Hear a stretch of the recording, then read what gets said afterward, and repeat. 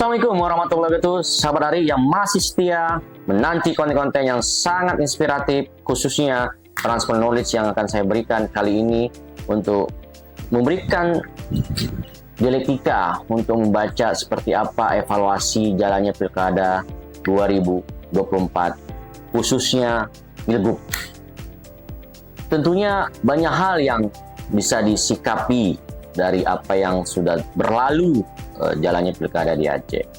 Beberapa catatan saya ini tentunya akan menjadi diskusi kita, ya, baik secara langsung, ya, ataupun nantinya akan menjadi satu input positif untuk proses dialektika yang terjadi di luar, ya, apakah di warung kopi, di ruang pertemuan, ataupun dalam diskusi sesama kekerabatan atau kelompok tertentu. Saya mulai dengan membahas bahwa pilkada kali ini menjadi satu segregasi yang sangat jelas hitam putihnya antara kubu 01 dan kubu 02.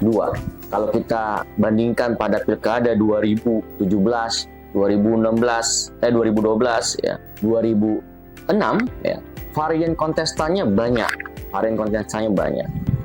Artinya segregasi atau polarisasi yang terjadi itu tidak nampak dan mudah untuk cair pasca pilkada usai, ya.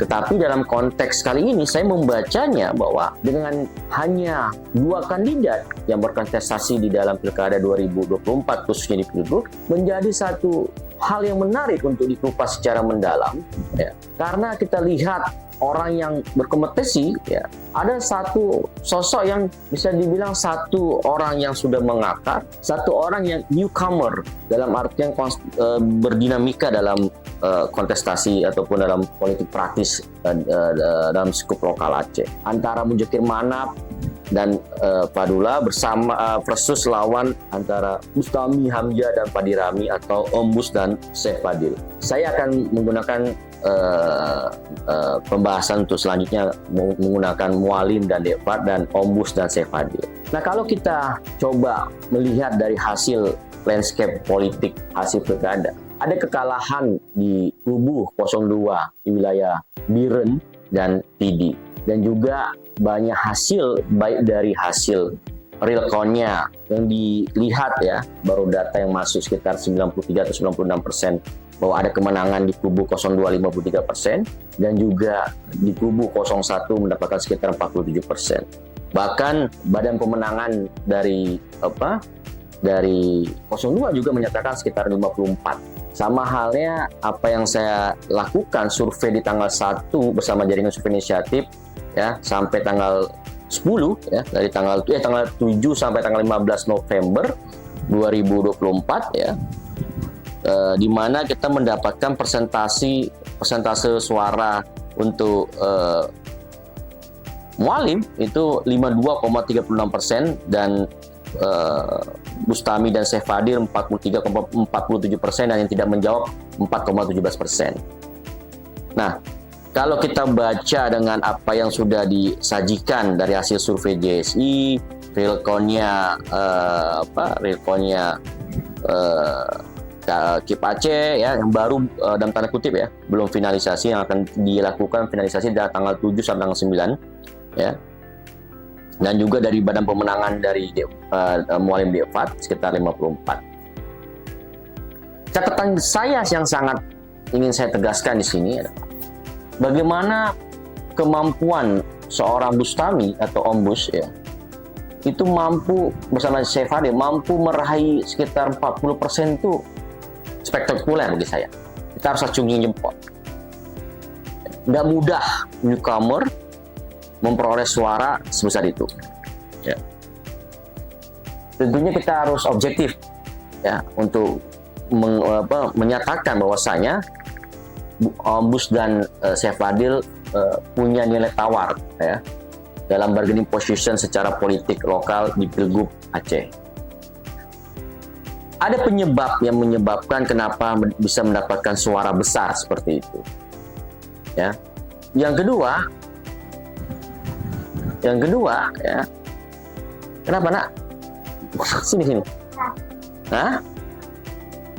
mengambil kertas. Ya, nah ini anak saya namanya Aska. Nah, ketika kita coba menelisik apa yang menyebabkan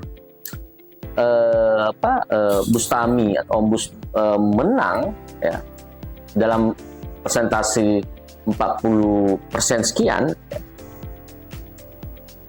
Satu catatan saya, ya, ada kerja tim yang memang kita harus akui kuat. Kedua, ada finansial yang besar di kubu sebelah. Yang ketiga, ya, cara untuk membungkus isu juga menarik karena dimainkan isu tentang PDisme. Yang ketiga, juga cara mengambil wilayah-wilayah yang bukan basis PA, ya, yang memang itu diperkuat dan mengambil beberapa basis PA yang notabene-nya sudah terbukti meraih suara kayak di Biren dan PD. Dan juga ada hal yang selain tadi kenapa bisa menang ya karena memang juga partai dan gerakan ulama juga dalam klaim kubu 01 juga berada di posisi mereka.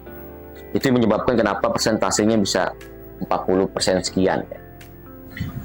Tetapi yang menariknya bagi saya, dan ini menjadi satu hal yang unik, kenapa saya bisa tekankan unik dan menarik ya? Karena kubu 02 dalam praktek meraih kemenangan sebagai kompetitornya 01, tim yang bergerak itu juga tidak, dalam tanda kutip ya, tidak memiliki mindset money oriented.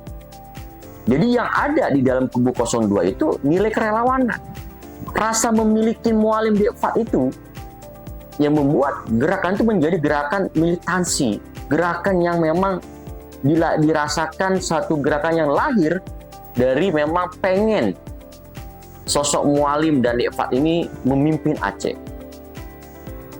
Nah, karena rasa memiliki militansinya dan jiwa kerelawan yang tinggi, ini yang membuat mindset money oriented itu nggak ada di kubu 02. Walaupun punya modalitas yang kuat secara basis ya, baik dari partai pengusung yang besar ya, dan juga sudah punya basis struktur sampai ke bawah ya, dan mudah digerakkan, dan juga punya jiwa-jiwa militansi yang sudah teruji di kubu 02. Ini yang membuat kenapa mualim bi'fat itu menang di pilkada. Terlepas bahwa ada sentuhan elit penguasa untuk membantu kubu 02, dalam artian ini adalah partai-partai yang notabene-nya adalah pengusung kubu 02 Gerindra ya, yang memang memberikan dampak kepada kemenangan mualim bi'fat.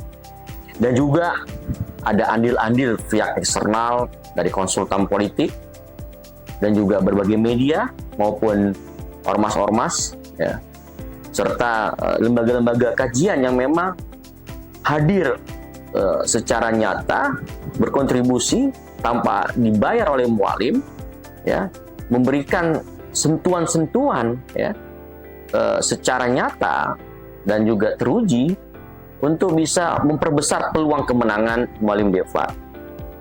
Nah, sahabat Dari, ya, ketika saya coba ingin telisik lagi, ya, dalam politik jelas hitam putihnya menang dan kalah. Kalau ada satu pemikiran Machiavelli yang mengatakan bahwa segala cara bisa dilakukan untuk meraih kekuasaan, ruang itu terbuka sekali. Ruang itu terbuka sekali. Nah, kalau menggunakan Robert Omrood dalam pemikirannya bahwa politik itu harus punya behavior, yang artinya juga ada nilai etika di dalamnya, itu juga harus dikedepankan. Tetapi ya, ketika saya membaca ya, apa yang terjadi hari ini dalam evaluasi pilkada di 2024 khususnya di Pilgub Aceh, bagaimana permainan-permainan framing ya, terhadap pengkondisian satu keadaan seolah-olah ada penzaliman, ya, seolah-olah ada kecurangan, ya, seolah-olah ada hal yang memang dirasakan merugikan, ya. Itu sesuatu hal yang menurut saya itu lumrah dan terjadi. Tinggal bagaimana membuktikan secara proses hukum, ya, dan secara pengaturan di dalam regulasi dan peraturan maupun institusi yang dipercaya melalui Panwasli dan sinergikan dengan keberadaan Gakumdu. Jadi kalau ada statement-statement mengatakan bahwa ini kecurangan sistemik, masif dan lain-lain, bagi saya inilah tindakan-tindakan ataupun mindset pikiran yang gagal paham, yang tidak siap menanam siap kalah, dan terkesan cengeng.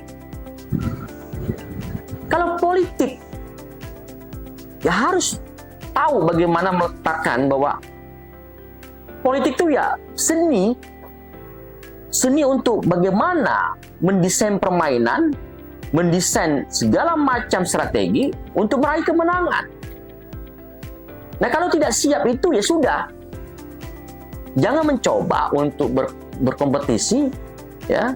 Kalau tidak paham bahwa spektrum yang ada di dalam arena politik, ya, itu sangat dinamis, sangat banyak variabel yang akan saling mempengaruhi. Bahkan ada variabel X yang notabene-nya yang tidak mampu dijelaskan dengan logika dan akal. Apa itu? Bagaimana ketika mualim dapat tidak memiliki uang dengan modal besar, ya, tapi karena ada akal yang memang dilihat dalam bentuk kecintaan terhadap keacehan, ya, bahwa keberadaan mualim sebagai bentuk identitas keacehan, ya, yang diberikan satu stereotip oleh masyarakat yang mendukung mualim, dan juga ada hal-hal yang dianggap, ya, dalam benak mereka bahwa keberadaan mualim dapat adalah bagian untuk membangkitkan eksistensi keacehan, ya, dan untuk memperjuangkan apa yang menjadi mimpi-mimpi masyarakat Aceh.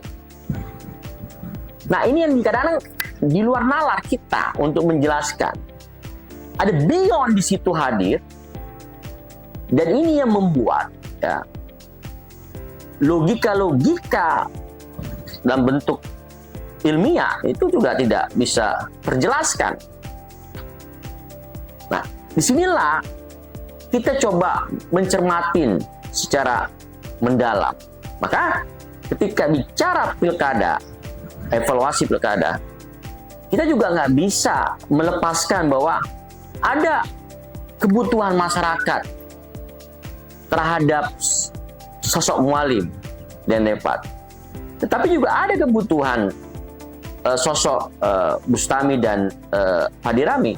Tapi ternyata dominan keberadaan mualim dan dapat itu lebih diinginkan oleh masyarakat Aceh ketimbang Ombus dan Syekh Fadil. Kalau kita berangkat pada data survei JSI, Jaringan Survei Inisiatif, kalau kita berangkat pada data real count-nya yang baru masuk 96%, ataupun dari data Badan Pemenangan Mualim Dapat, ataupun dari data lainnya yang memang menyatakan mereka yang menang.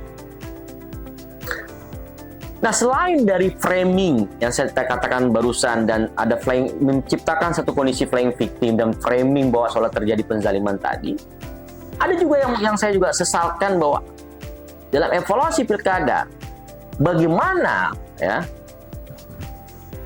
ada satu cara upaya untuk menegasikan keberadaan penyelenggara itu juga menjadi aktor yang diklaim, yang dilabelkan berpihak. Saya coba mencermatin ya, keberpihakan penyelenggara itu tidak bisa kita klaim kalau tidak mempunyai atau memiliki bukti otentik. Yang saya lihat malah asumsi-asumsi liar yang diproduksi, yang diwacanakan, yang dikampanyekan bahwa seolah-olah penyelenggara ini bermasalah dan berpihak. Malah saya melihat kalau kita mau cermat ya, kesalahan-kesalahan dalam hal bagaimana ketidakliniaran ya, ketidaksinkronan terhadap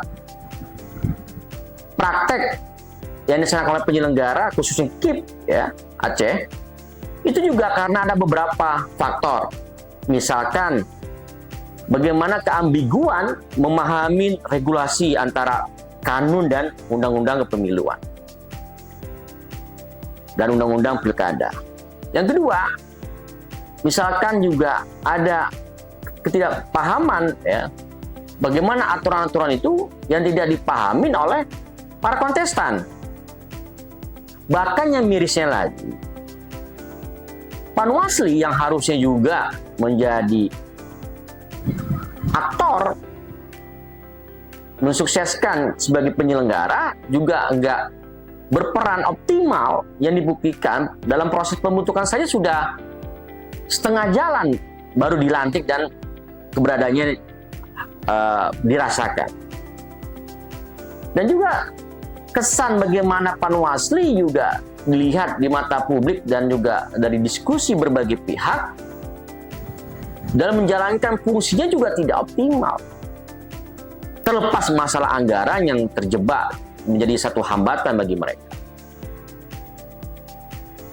Apa nyata yang bisa saya jelaskan? Misalnya bagaimana keberadaan Panwasli Aceh ketika harus berada pada debat ketiga, mereka itu tidak hadir di situ, hanya diwakilkan oleh staf ahlinya.